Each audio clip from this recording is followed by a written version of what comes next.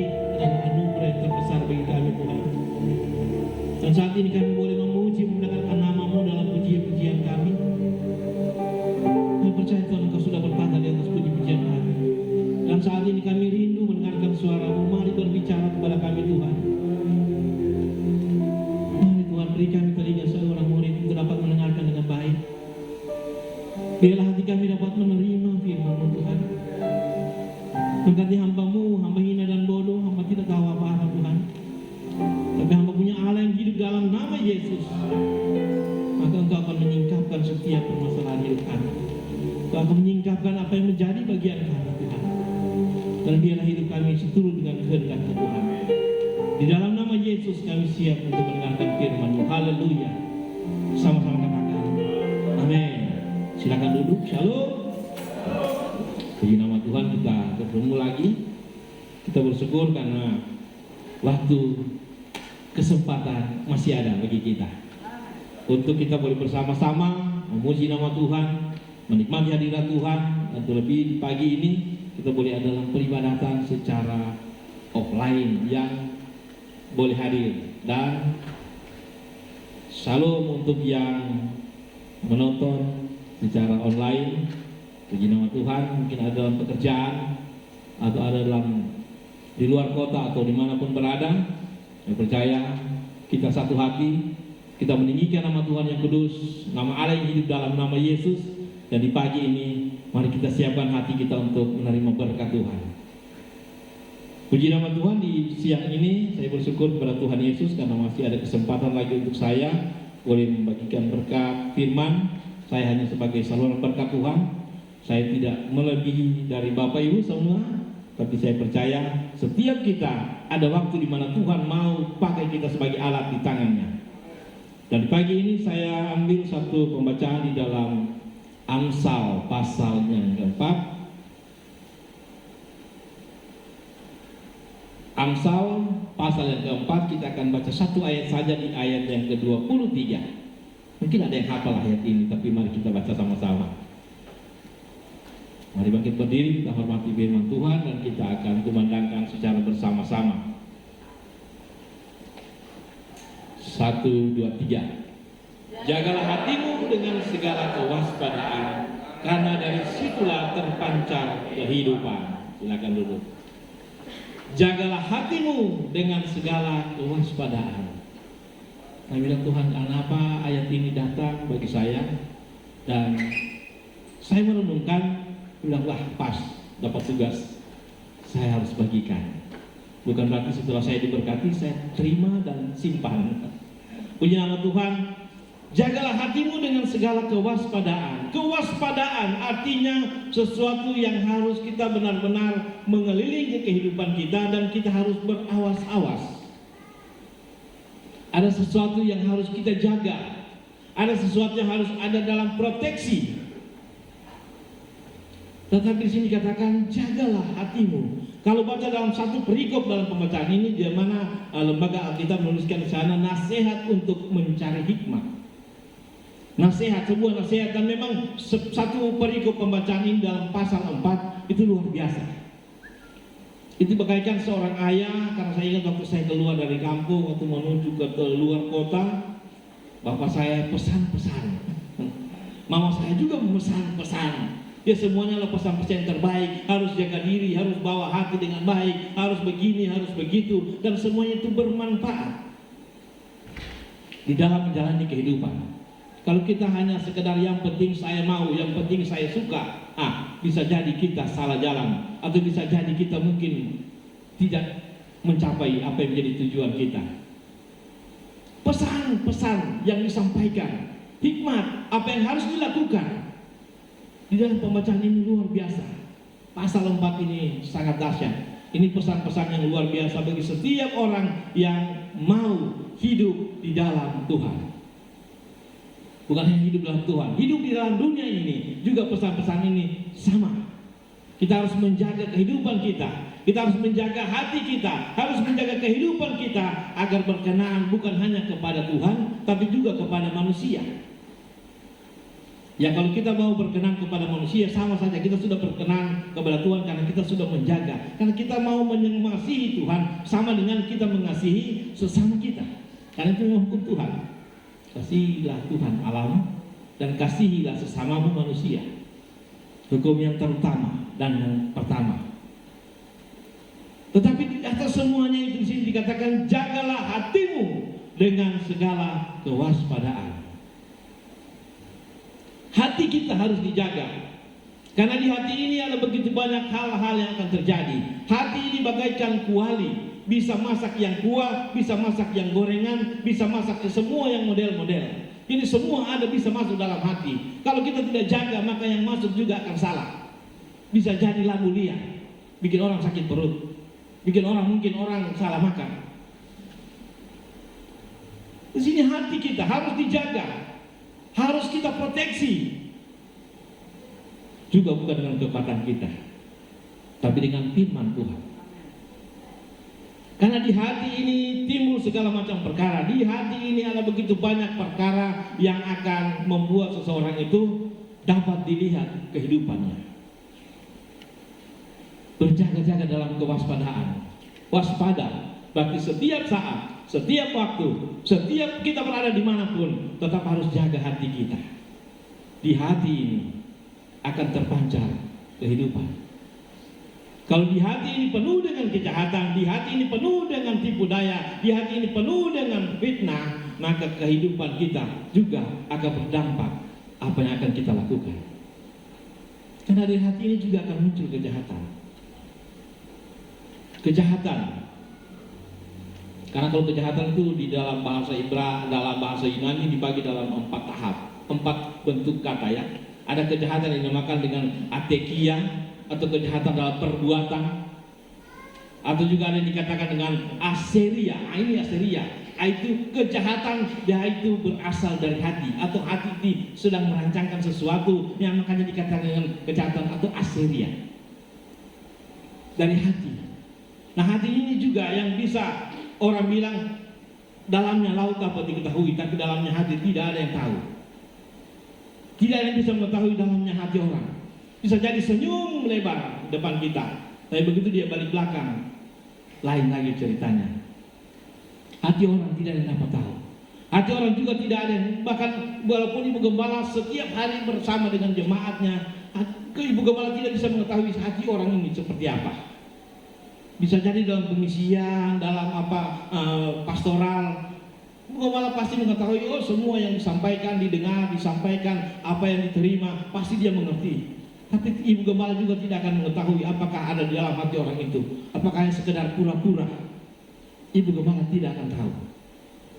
Setiap kita juga tidak akan tahu apakah orang ini benar-benar sesuai dengan apa yang kita katakan dan dia terima. Aseria dalamnya hati orang. Karena rancangan-rancangan orang kita mungkin tidak tahu, dia sedang merancangkan kejahatan. Kita tidak tahu.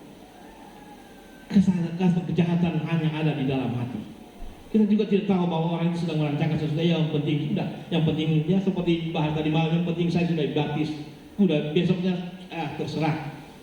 Kita tidak tahu dalamnya hati orang. Dalam apapun pengembalaan ataupun firman yang kita sampaikan, kita juga tidak tahu apakah jemaat di sini semua menerima atau tidak. Saya pikir tidak ada satupun yang dapat mengetahui hati orang. Tetapi tugas kita sebagai anak-anak Tuhan, sampaikan firman Tuhan, sampaikan kebenaran, sampaikan apa yang harus menjadi bagian kita untuk disampaikan, yaitu untuk keselamatan manusia, keselamatan jiwa. Tugas kita hanya menyampaikan, tidak harus mengatakan bagaimana hatimu kira-kira seperti apa.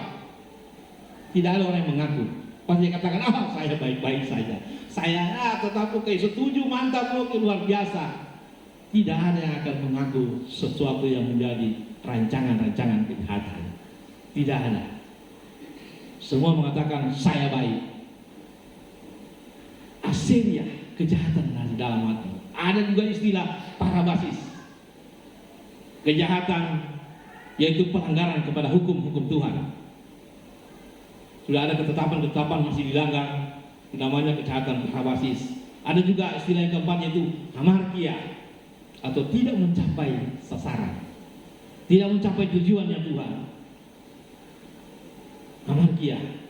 Tuhan bilang dipersatukan laki-laki dengan perempuan, tetapi kadang-kadang manusia merubah. Yang terjadi sekarang ini bahkan dilegalkan oleh beberapa negara. Firman Tuhan bilang bersatu laki-laki dan perempuan, dong ganti laki-laki dengan laki-laki. Itu kejahatan amarkia, itu tidak sesuai dengan tujuan Tuhan, tidak sesuai dengan apa yang Tuhan mau. Mereka melenceng. Ini kejahatan-kejahatan seperti ini bukan hanya di luar sana, di sekitar kita juga terjadi hal-hal yang sama. Kita harus hati-hati. Kehidupan kita ada di dalam lingkungan-lingkungan yang kita tidak tahu seperti apa keadaan yang terjadi. Tapi yang penting hati kita jaga untuk kemuliaan nama Tuhan. Jangan rubah, karena Tuhan bilang bersatu laki-laki dengan perempuan. Hewan saja hewan saja tahu pasangan yang sebenarnya, yaitu lawan jenisnya. Kenapa manusia justru merubah, berarti lebih parah dari hewan. Dunia saja punya istilah Romeo and Juliet, tapi kita rubah Romeo and Torpedo. Salah, itu salah. Amarkia tidak mencapai sasaran, salah. Jadi jangan sampai terjadi dalam kehidupan kita. Nah, untuk menjaga hati agar menjadi hati yang sehat, yang saya ambil judul ini pagi ini adalah menjaga hati agar hidup berkenan. Berkenan kepada Tuhan salah satu, dan juga berkenan kepada manusia. Karena kalau kita baik, kita juga dapat menjaga hati orang, kita juga dapat menjaga kehidupan kita untuk dapat berinteraksi dengan baik. Pasti orang akan senang. Pasti orang bilang, oh terima kasih, saya punya teman yang baik, saya punya teman yang saya bangga punya teman seperti ini, mengerti saya, mengerti kehidupan saya. Tapi kalau ada teman yang kita jauhi, itu berarti kita tidak menjaga hati kita. Nah, untuk menjaga hati yang sehat, yang pertama, yang paling utama di dalam kehidupan di mana kita berinteraksi dengan manusia adalah mengampuni. Karena yang kita hadapi adalah orang-orang dengan berbagai macam tipikal, dengan berbagai macam pikiran, dengan berbagai macam keinginan, dengan bermacam-macam dia punya gaya hidup. Maka mungkin gaya hidup orang itu menyakiti kita, atau sifat orang itu menyakiti kita, karena memang kehidupan kita lembut, kalem, bukan kayak lembut, tapi memang benar-benar lembut. Baru dapat orang yang memang sikapnya pokoknya ngomong aja dia sembarang. Dapat orang yang mungkin sifatnya saja pokoknya yang penting saya sudah ngomong, tidak mau tahu orang sakit hati atau tidak. Padahal memang sudah sifatnya seperti itu. Dia maunya ya to the point, tidak mau terlalu banyak lika-liku. Oh kata ini kata itu, tidak, yang penting maunya saya to the point. Kamu salah, kamu ini ya.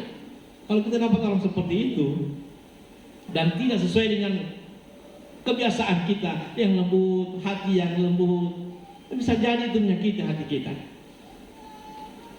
Nah, bagaimana supaya kita bisa sama kehidupan dengan orang tersebut? Yang mengampuni. Karena memang sebegitu dia. Tahu kehidupan seperti itu. Tapi ya, dia tetap memperhatikan saya. Dia menegur saya, dia mengingatkan saya akan kesalahan saya. Karena memang dia baik, dia mau saya tidak salah. Dia mau saya itu tidak menyimpang dari yang seharusnya. Makanya dia keras sekali menegur. Bisa jadi kita akan bertemu dengan orang seperti ini, yang tidak neko-neko. Itu biasanya sifat-sifat rasul. Kerasulan itu dia korek. Orang yang punya luka dia bukan siram dengan sesuatu yang lembut, tidak, dia korek. Itu sifat rasul, dia korek. Benar-benar luka kalau dikorek, bayangkan sudah. Artinya yang dikorek itu adalah sesuatu yang harus dikeluarkan. Terkadang ada luka lecet-lecet, susah, kadang kasar, karena memang dia harus keluarkan kerikil-kerikil yang masih tertinggal, pasir-pasir yang masih tertinggal, harus dikorek, dan itu pasti sakit. Seperti itulah kira-kira kerasulan, harus benar-benar dikorek sampai harus keluar, tetapi efeknya adalah kesembuhan. Nah, biasa kalau sudah masuk dalam kesembuhan, ya itu sifat gembala yang akan masuk untuk membelai, untuk terus mengurapi dengan minyak, untuk terus sampai pada kesembuhan yang total. Nah, kalau kita berhadapan dengan kehidupan yang seperti ini, anak-anak yang mungkin nakalnya ya bicara 1 kali 2 kali masih belum dengar, biasanya nanti sudah bunyi di pantat baru dia dengar. Nah, kalau kita tetap ada di dalam kehidupan yang marah-marah terus, maka hati kita tidak jaga. Mengampuni kesalahan orang yang ada di sekitar kita mungkin 1 kali 2 kali, tapi dia ulang-ulang, tapi tetap bilang, Tuhan bilang mengampuni. Melepaskan pengampunan itu memang kadang-kadang sulit. Kadang-kadang, aduh Tuhan, saya suka ampuni, dia bikin lagi. Sudah diampuni, dia bikin lagi. Nah, Tuhan Yesus bilang mengampuni itu bukan hanya cuma 7 kali, tapi 70 kali 7 kali. Haleluya. Banyak sekali berarti. Angka 7. Angka yang benar-benar harus memang, orang bilang angka sempurna. Angka yang benar-benar orang mengatakan bahwa angka yang tidak ada batasnya. Artinya mengampuni itu tidak ada batasnya. Tidak ada waktu, pokoknya jangan sampai bilang pokoknya saya benci dia 7 turunan. 7 turunan, 3 turunan saja mungkin kau tidak ada. Haleluya. Tapi pengampunan ini harus menjadi bagian dari setiap orang yang percaya kepada Tuhan. Karena yang kita hadapi ini manusia yang juga punya keterbatasan. Tidak mungkin kita mengampuni sama binatang. Kalau binatang dia tidak tahu tentang pengampunan. Tapi kalau kita juga pelihara hewan, terkadang justru hewan itu pengampunannya itu luar biasa. Saya ingat pelihara anjing yang diberikan Patri. Dia salah masuk di kandang ayam, dia pecah kaki dan saya pukul dia. Saya pukul dia sampai sekarang dia takut masuk kandang ayam karena ada pemukul. Saya pukul karena ayam di dalam langsung pecah kacir dibikinnya. Saya pukul dia. Tapi begitu saya keluar, dia memang takut-takut mendekati. Tapi lama-lama kok dia menjilat kaki yang luar biasa. Anjing juga bisa memberi pengampunan. Kok manusia? Padahal manusia makan anjing. Haleluya. Tapi anjing memberi pengampunan itu. Hewan terima kasih. Hewan saja bisa mengampuni. Tapi kadang-kadang manusia, dia simpan 7 turunan. Bahkan mungkin kesalahan hari ini, ya 10 tahun yang akan datang dia korek lagi. Dulu kok kan begini, dulu begini. Padahal ini sudah ada pemberesan, padahal sudah pernah, ya sudah kita lupakan. Tapi ternyata begitu ada masalah, dikorek lagi. Ini biasanya suami istri. Dulu kan kok begini, waktu kita pacaran, haleluya kita langsung punya cucu baru. Masih ingat-ingat itu waktu pacaran. Pengampunan memang harus, terkadang itu merasa berat sekali. Tapi karena orang suka hidup di dalam panas hati, suka hidup di dalam akar pahit. Karena banyak orang yang suka simpan akar pahit. Apakah itu enak kira-kira ya? Haleluya. Biasanya orang yang suka simpan sesuatu itu sesuatu yang enak. Tapi ini kok akar pahit disimpan? Apakah akar pahit itu enak?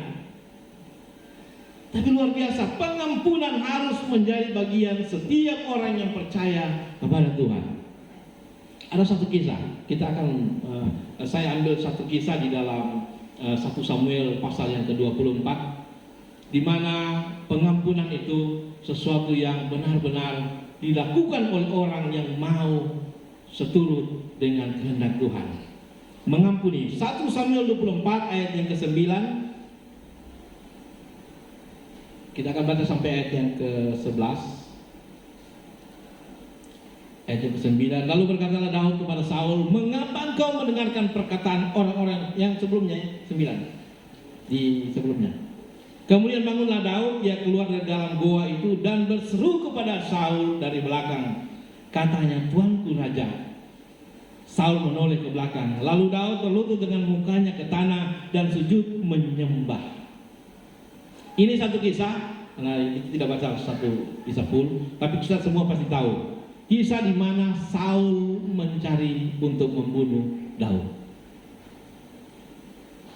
Ada dalam satu gua, Saul ada di sekitar situ. Yang tujuan pokoknya saya dapat Daud, saya bunuh. Ini Saul punya niat untuk membunuh Daud. Tapi begitu dia rasa buang air besar, pingin buang hajat, dia masuk di dalam gua sembunyi. Ya pasti sembunyilah. Dia tidak cari karena waktu itu belum ada toilet. Belum ada toilet duduk lagi. Haleluya. Jangankan jongkok, toilet duduk saja. Belum. Masuk dalam gua, buang hajat, tanpa diketahui ternyata di dalamnya ada Daud dan pasukannya. Pasukannya sudah bilang, sudah ini waktunya, sikat sudah, bunuh dia. Tuhan sudah menyerahkan dia kepada Tuanku. Haleluya. Anak buahnya sudah katakan, sudah, kalau Bapak tidak mau saya sudah, kira-kira seperti itu. Tapi Daud bilang tidak. Saya tidak mau menyentuh orang yang diurapi Tuhan. Haleluya. Daud cuma mendekati, potong jubahnya sedikit. Sebagai bukti dia ada sangat-sangat dekat dengan Saul.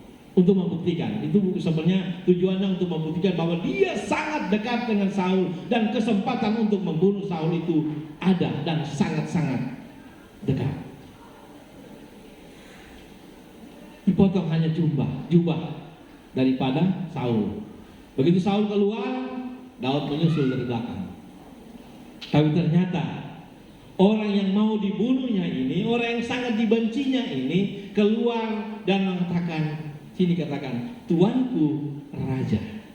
Masih menghormati otoritas. Tuanku Raja.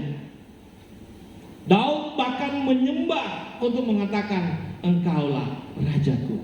Artinya tidak ada hati yang sesuatu yang buruk di hati Daud untuk kira-kira merencanakan kejahatan untuk Saul. Dan Daud menunjukkan bahwa dia benar-benar bersih dan dia benar-benar melepaskan pengampunan. Seperti inilah pengampunan yang Tuhan mau ada dalam kehidupan kita. Artinya tidak berpengaruh orang itu pernah berbuat salah sama saya. Begitu ketemu, karena saya sudah melepaskan pengampunan, itu tidak akan berpengaruh. Entahkah kita sedang salaman, entahkah kita sedang berinteraksi dengan hal-hal yang biasa, tidak akan berpengaruh. Artinya kita melupakan. Melupakan juga bukan seperti seorang yang amnesia. Kapannya kira-kira? Itu tidak. Bukan seperti itu. Melupakan berarti tidak berpengaruh di saat kita bertemu. Dan juga bukan kebaikan yang dibuat-buat. Artinya tidak mempengaruhi keadaan yang masa lalu. Tidak pengaruh. Yang penting saya sekarang hidup di masa di mana saya punya anugerah, yaitu anugerah dari Tuhan. Hidup untuk menikmati berkat Tuhan. Melupakan, melepaskan pengampunan. Karena itu luar biasa. Daud melakukannya. Kisah ini waktu saya baca ini saya bilang, aduh, ya itulah ternyata memang kalau kita di hati ini kita menyimpan akar pahit, di hati kita ini menyimpan sesuatu dendam, maka bisa jadi yang kita lakukan juga adalah yang jahat. Tapi kalau kita benar-benar melepaskan pengampunan, maka kita akan membalas kebaikan dengan kebaikan, kejahatan juga tetap dengan kebaikan. Kita tidak akan membalas kejahatan. Sudah tunggu waktunya. Iya Tuhan, saya sudah mengampuni. Berkati dia Tuhan tahun ini, berkati keluarganya tahun ini Tuhan, berkati dia melimpah-limpah tahun ini Tuhan. Nanti tahun depan baru kipas dia. Itu bukan pengampunan, itu masih simpan dendam,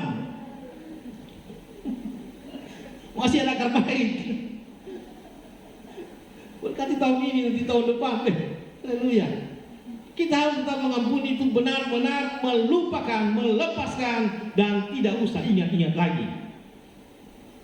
Karena kadang-kadang orang yang kita benci, orang yang kita pokoknya saya kalau ketemu dia tidak mau, saya tidak mau berpapasan. Padahal orang yang kita benci itu dia lagi santai-santai.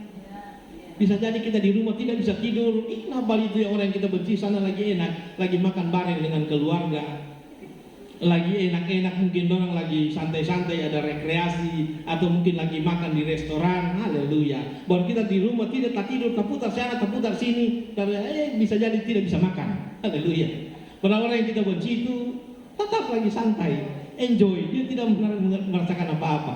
Karena tidak pernah terjadi di saat kita membenci orang, saya benci dia, mudah-mudahan dia begini, kalau tiba-tiba orang itu sakit perut, tidak pernah terjadi toh.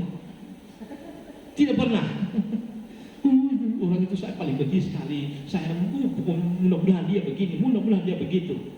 Padahal orang itu lagi enjoy dan tidak pernah terjadi apa-apa. Karena memang tidak pernah terjadi dalam kehidupan manusia. Kita tatap dia lama-lama, baru tiba-tiba dia jatuh, dia pusing. Oh, itu berarti namanya bukan kau benci, kau santet dia. Tidak pernah terjadi. Kita membenci orang, kita tetap lama-lama dan dia terjadi apa-apa. Tidak pernah terjadi. Justru kita yang jatuh karena terlalu lama memandang. Tidak pernah fokus pada yang lain-lain. Kita hanya fokus pada kesalahan. Pengampunan yang seperti apa yang harus menjadi bagian kita? Pengampunan yang sudah diberikan Tuhan, melepaskan semuanya. Banyak kisah pengampunan yang terjadi yang diceritakan dalam Alkitab. Kalau kita baca, Tuhan terima kasih. Juga kalau kita mengingat masa lalu, kita juga pasti mengatakan, Tuhan terima kasih. Siapakah saya ini? Harus mendapatkan hal yang demikian, yang begitu mulia, yang begitu enak, yang begitu nyata dalam hidup saya. Sehingga kita akan terheran-heran. Karena pengampunan dari Tuhan. Nah, bagaimana Tuhan sudah ampuni dan kita tidak mengampuni orang yang bersalah kepada kita. Tidak mungkin dalam kehidupan kita tidak berhadapan dengan orang-orang yang baik semua. Pasti ada saja orang-orang yang bersalah kepada kita. Mungkin karena perkataannya, mungkin karena salah tingkah, atau mungkin salah ucap, atau mungkin salah persepsi, atau mungkin salah dalam menanggapi apa yang kita katakan. Pasti kita akan menghadapi seperti itu. Tapi yang Tuhan mau mengampuni harus menjadi bagian kita. Karena ingat, kalau kita hidup di dalam kepahitan, ini akibat kalau tidak mengampuni ya. Di dalam 1 Samuel 18. 1 Samuel 18 ayat 6 sampai 12. Tetapi pada waktu mereka pulang ketika Daud kembali sesudah mengalahkan orang Filistin itu, keluarlah seorang orang perempuan dari segala kota Israel menyongsong Raja Saul sambil menyanyi dan menari-nari dengan memukul rebana, dengan bersukaria dan dengan membunyikan gerincing. Dan perempuan yang menari-nari itu menyanyi, berbalas-balasan katanya. Saul mengalahkan beribu-ribu musuh, tetapi Daud berlaksa. Mungkin ini lagu TikTok yang terbaik waktu itu, sehingga orang paling senang lagu ini. Perempuan-perempuan mungkin dengan gaya-gaya menari-menari, dong pikir lagi latihan tamborin, padahal lagi TikTok. Haleluya. Beribu-ribu. Masih sebelum ayat sebelumnya. Saul mengalahkan beribu-ribu musuh, tetapi Daud berlaksa-laksa. Berikutnya. Lalu begitu amarah Saul dengan sangat, dan perkataan itu menyebalkan hatinya. Padahal hanya perkataan atau nyanyian orang, menyebalkan hatinya. Pikirnya, sebab pikirnya, kepada Daud diperhitungkan mereka berlaksa-laksa, tetapi kepada aku diperhitungkannya beribu-ribu. Akhirnya jabatan raja pun jatuh kepadanya. Asumsi. Dia mulai berasumsi. Aduh, ini tidak jadi, pasti begini. Wah, ini pasti dia akan kudeta, atau mungkin pasti dia akan lakukan ini. Padahal kalau kita pikir, ini hanya asumsi daripada Raja Saul. Dan itu Daud tidak pernah punya pikiran seperti itu, karena dia waktu itu benar-benar menyerahkan hidupnya untuk menjadi seorang perwira yang dipercayakan. Daud yang waktu itu mungkin dikatakan masih muda, pasti dia bangga punya tugas yang terindah. Pasti bangga. Wah, saya ini tadi cuma penggembala, kok sekarang saya sudah menjadi tentara, bahkan menjadi panglima. Kebanggaan pasti ada. Daud tidak pernah berpikir yang lebih daripada itu. Tapi asumsi daripada Saul, aduh ini jangan-jangan dia punya kejahatan, jangan-jangan dia punya yang namanya dosa Aseria, kejahatan dalam hati, sedang berusaha untuk menyusun rencana untuk membuat kudeta. Padahal tidak pernah terjadi. Kalau kita baca dalam sejarah ini. Ayat yang berikutnya. Sejak hari itu maka Saul selalu mendengki Daud. Nah ini akibat daripada orang yang hidup di dalam amarah dan tidak mau mengampuni. Hari itu mulailah dia mendengki Daud. Nah, di saat kita masuk di dalam sifat seperti ini, berarti kita mulai jauh dari Tuhan. Ini akibat daripada orang yang tidak hidup di dalam pengampunan. Kita semakin lama semakin jauh dari Tuhan, semakin jauh dari persekutuan, semakin memisahkan diri dari persekutuan, semakin jauh bahkan mungkin bilang sayonara kepada pelayanan. Haleluya. Orang kalau sudah hidup di dalam rasa dengki, rasa marah, rasa pokoknya tidak senang, biasanya mulai mundur dari hadapan Tuhan. Jangan sampai terjadi dalam kehidupan kita. Bisa-bisa jadi mengatakan sayonara. Nah sudah, kita pindah gereja sudah, kita pindah di sana sudah, kita pindah di sini sudah. Padahal sama, tetap menghadapi orang-orang yang sama dengan tingkah laku yang sama. Hanya dia di situ pisah lagi, bongkar lagi, pisah lagi, dan tidak tahu kemana. Karena yang dihadapi adalah tetap manusia. Tidak mungkin kita pindah gereja yang kita masuk di gereja itu malaikat semua. Tidak ada.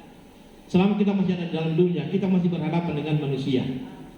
Sama, tapi hatinya yang berbeda. Kan hati kita tidak dapat mengetahui. Tapi kalau hidup dengan pengampunan, terserah orang mau jahatkah, orang mau lakukan sesuatu, yang penting hati saya jaga, saya tetap ada dalam hadirat Tuhan. Itu yang perlu kita jaga. Yang penting saya mengampuni, orang bersalah saya ampuni. Enggak apa-apa, biasalah manusia. Kita masih manusia, bukan malaikat. Haleluya. Kira-kira seperti itu yang bisa kita lakukan, yang kita bisa katakan.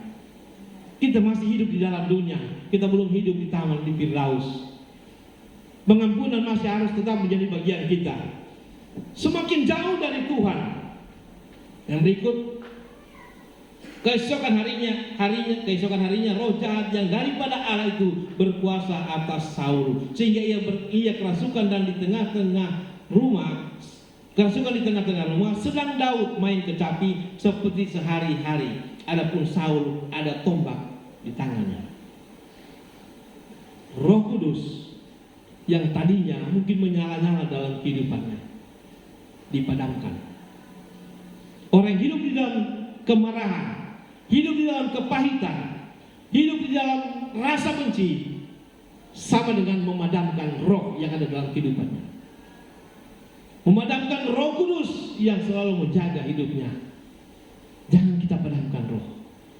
Jangan kita padamkan api Roh Kudus yang selalu menyala-nyala dalam kehidupan kita. Hanya gara-gara kita berasumsi, dia tadi ngumpul-ngumpul dong, pasti itu bicarakan saya. Udah kalau ketemu dua itu, apalagi dong tiga itu ketemu, habis kenapa jahat, dong bicara. Padahal kasihan orang itu yang berkumpul lagi membahas kira-kira kita bikin apa, kira-kira kita mau lakukan apa. Ini tanggal muda, ini tanggal begini, dan ada liburan. Bisa jadi kita bisa kumpul-kumpul keadaan kita pergi mandi-mandi di kolam renang sana. Haleluya. Orang lagi susun rencana untuk happy-happy, dia punya asumsi, jangan-jangan dong bicara saya. Haleluya. Orang kalau punya asumsi yang jahat seperti ini, orang lagi bicarakan sesuatu rencana yang baik bagi dia. Aduh, jangan-jangan begini, jangan-jangan begitu. Karena hati ini, hati yang penuh dengan kecurigaan.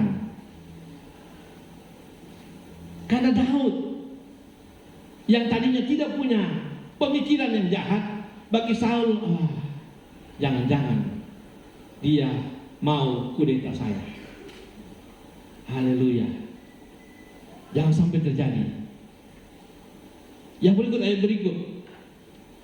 Saul melemparkan tombak itu karena pikirnya, baiklah aku menancapkan Daud ke dinding, tetapi Daud mengelakkannya sampai 2 kali. Yang ke-12, Saul menjadi takut kepada Daud karena Tuhan menyertai Daud, sedang hari daripada Saul ia telah undur. Saul menjadi takut. Orang yang hidup di dalam kepahitan, orang yang hidup di dalam amarah, itu biasanya mulai ada kecurigaan dan mulai hidup di dalam ketakutan.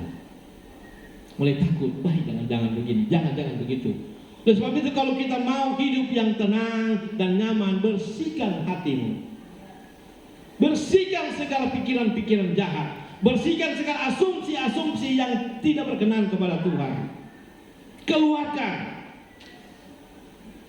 Saya bilang tadi, jangan-jangan orang yang kita benci lagi happy-happy sana, lagi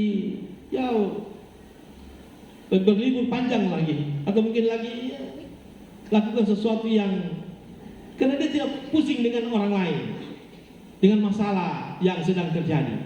Karena dia tahu bahwa pemeliharaan Allah akan tetap menjadi bagian setiap orang yang percaya kepada Tuhan. Karena pengampunan itu adalah kehendak Tuhan. Dalam doa Bapa kami juga diajarkan, ampunilah kami seperti kami juga mengampuni orang yang bersalah kepada kami. Haleluya. Kita mau minta ampun kepada Tuhan, tapi juga Tuhan bilang ampunilah orang yang bersalah kepadamu. Untuk meminta pengampunan harus mengampuni terlebih dahulu. Juga pengampunan adalah biasanya akan menjadi awal dari pemulihan. Keterbukaan adalah awal pemulihan. Keterbukaan berarti kita mengakui, aduh saya salah, saya minta ampun. Bisa jadi orang yang mungkin tadi sama-sama bersalah, juga saya minta ampun. Sebegini hanya rekonsiliasi terjadi dan sampai di situ masalahnya. Tidak usah diungkit-ungkit lagi. Begitu ada masalah yang baru, haleluya.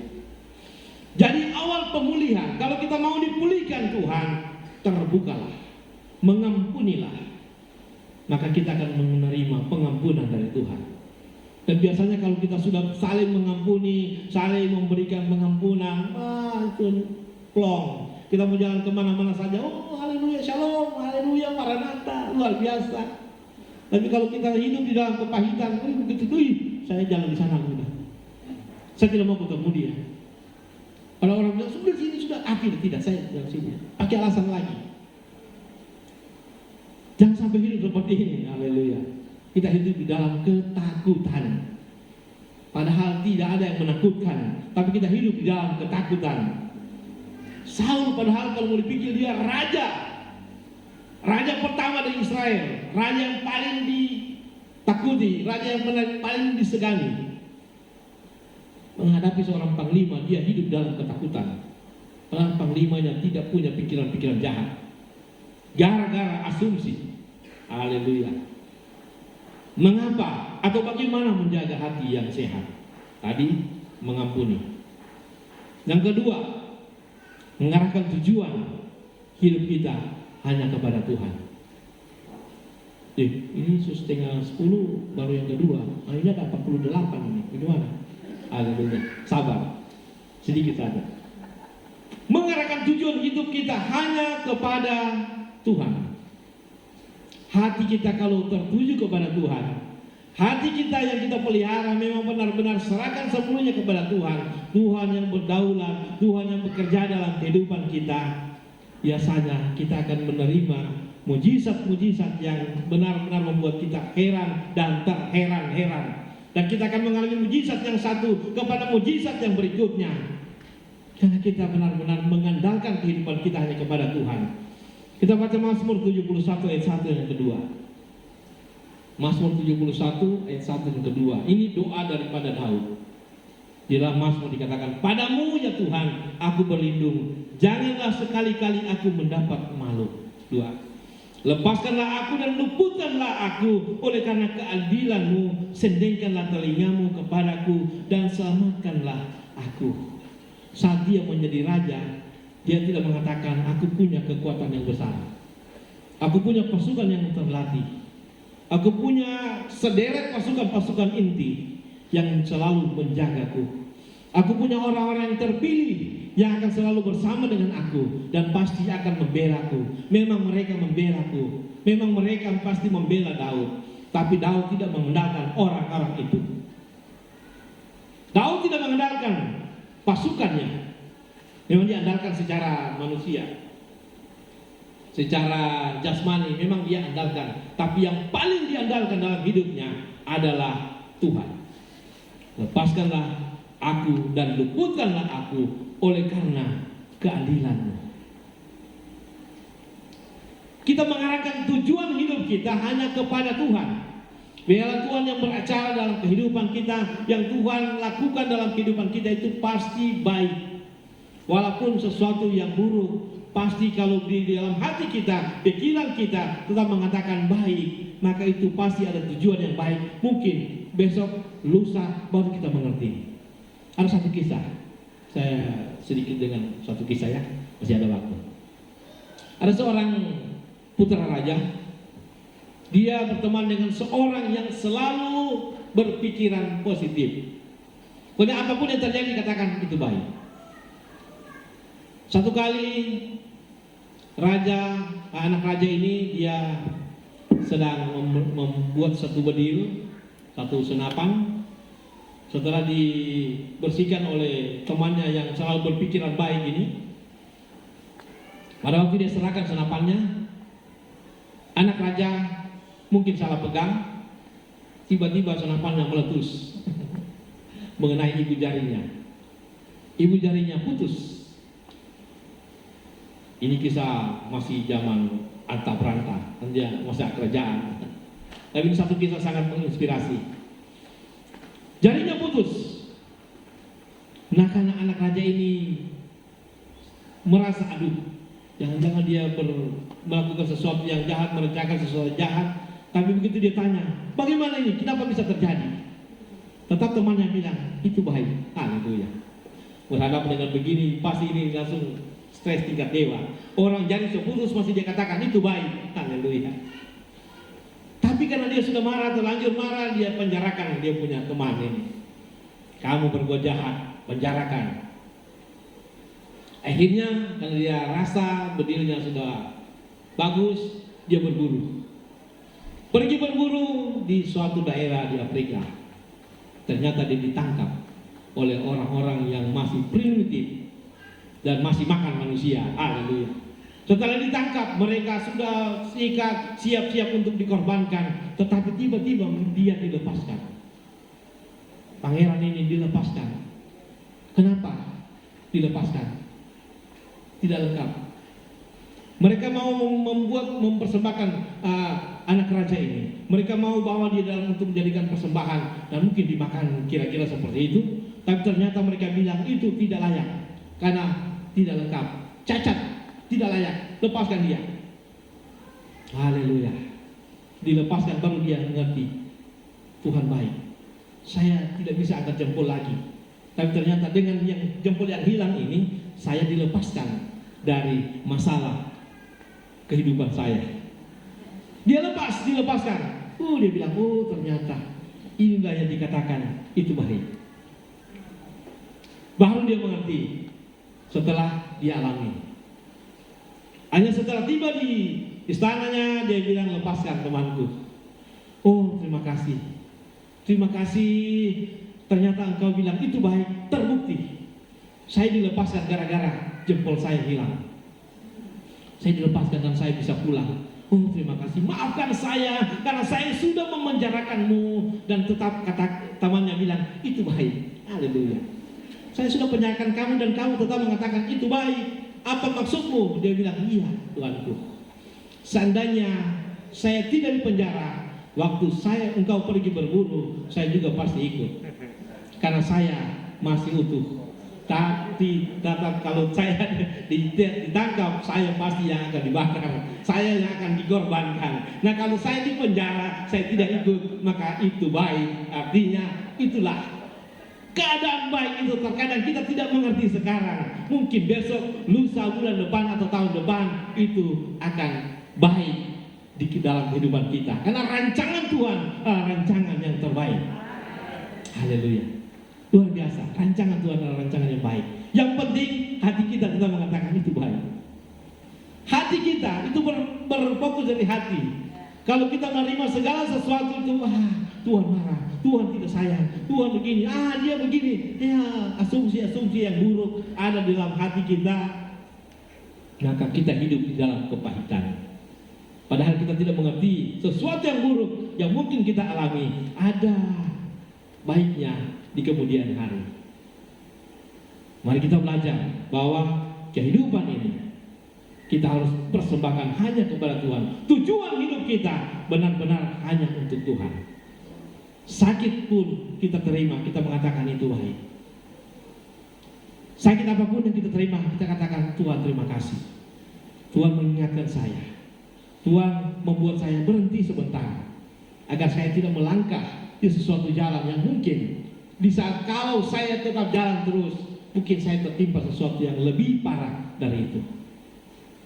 Jadi jangan kita mengatakan segala yang kita alami yang buruk berarti Tuhan tidak sayang, tapi mungkin itu baik.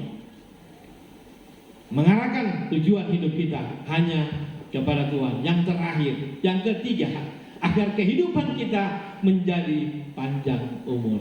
Haleluya. Hati yang gembira adalah obat. Semangat yang patah mengeringkan tulang. Haleluya.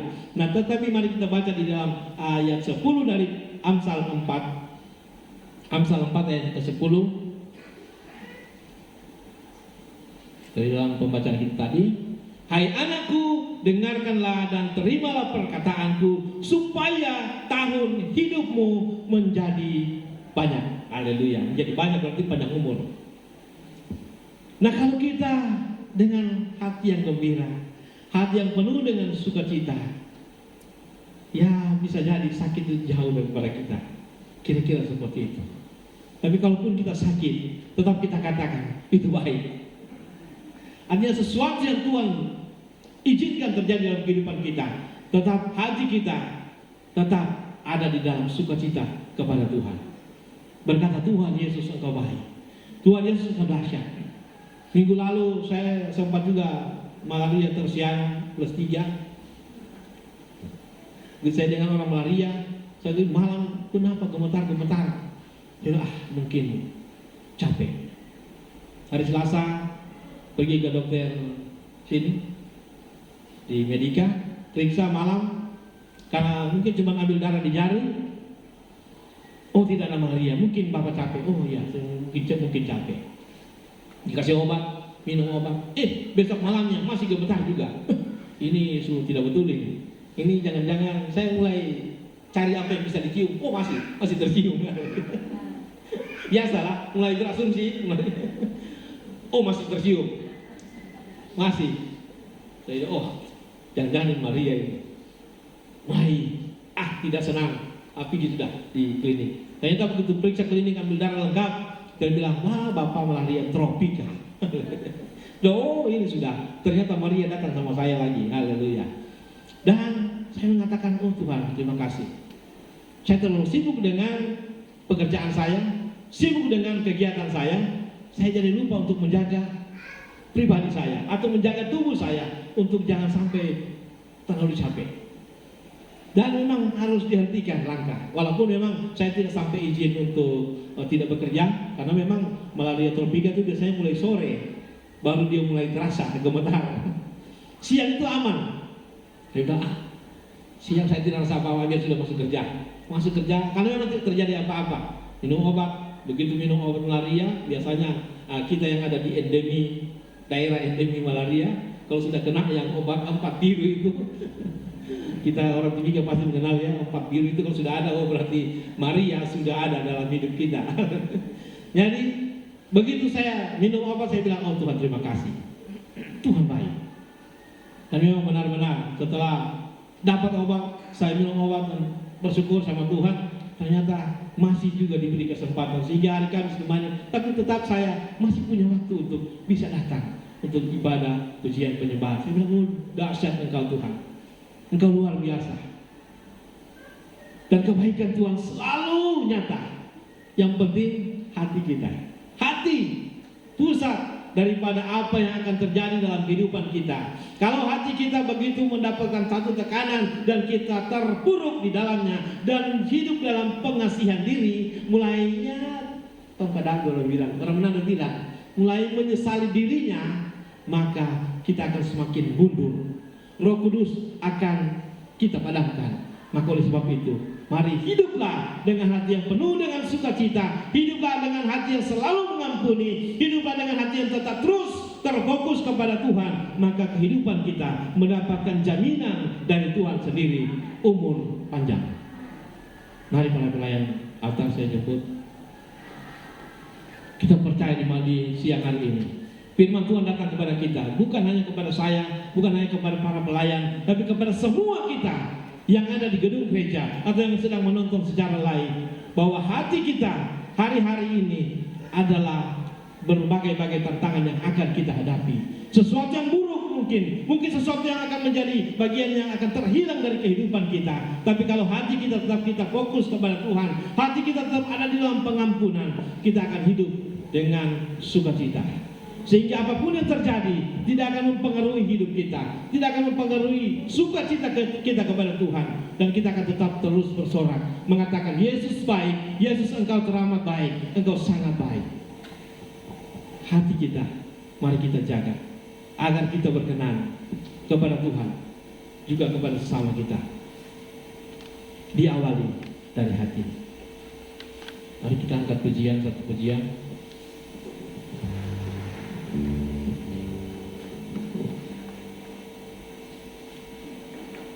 Selidiki aku, biar Tuhan yang selidiki hati kita, biar Tuhan yang menyelidiki kehidupan pribadi kita masing-masing, dan kita berserah sepenuhnya kepada Tuhan. Katakan sama-sama, haleluya. Selidiki aku, amin.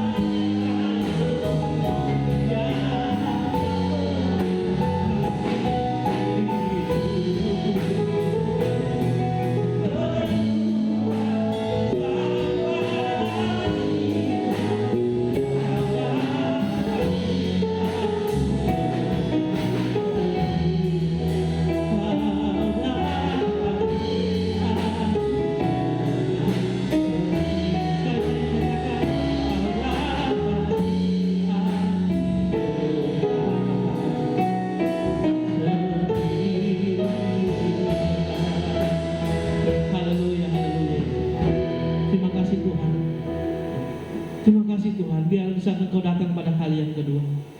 Engkau mendapati kami setia Tuhan untuk menjaga hati kami, setia untuk menjaga kehidupan kami agar berkenan kepadamu Bapa, sehingga kami jangan terhilang daripada-Mu Tuhan, sehingga kami akan tetap terhitung di dalam buku kehidupan-Mu Tuhan. Terima kasih Tuhan. Inilah kami dengan seluruh pergumulan hidup kami Tuhan. Biarlah kami diberikan hati yang taat, hati yang rindu untuk bersekutu, hati yang mengampuni kepada orang-orang yang bersalah kepada kami. Terima kasih Tuhan. Inilah hati kami Tuhan. Biarlah menjadi hati yang layak untuk menjadi baik-Mu Tuhan. Jika di saat kami mengambil roti dan anggur-Mu Tuhan, benar-benar kami dipulihkan. Benar-benar kami layak untuk mengambil bagian di dalamnya Tuhan. Terima kasih Tuhan, terima kasih. Dahsyat Engkau Bapa, dahsyat Engkau Yesus. Kami bersyukur untuk kasih-Mu. Kami bersyukur untuk firman-Mu. Engkau memberkati firman-Mu sehingga akan menjadi rema dalam kehidupan kami, dan kami boleh hidup sesuai dengan kehendak-Mu Tuhan. Dan pandangan kami tetap tertuju kepada-Mu Tuhan, dan hati kami menjadi baik-Mu ya Bapa. Terpuji-puji nama-Mu. Engkau dahsyat, hebat dan luar biasa. Di dalam nama Yesus kami bersyukur. Berterima kasih untuk firman-Mu. Haleluya, haleluya. Sama-sama